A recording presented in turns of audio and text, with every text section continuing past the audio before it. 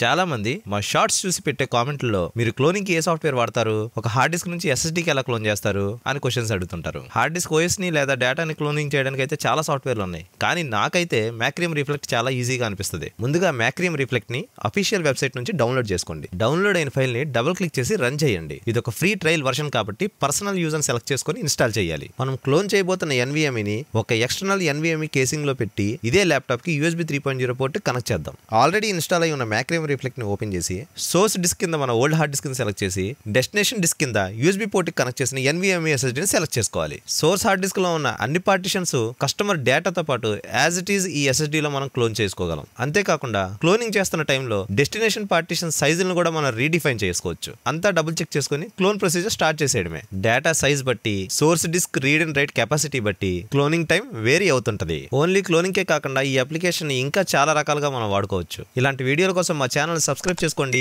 మా ఇన్స్టాని ఫాలో అయిపోండి.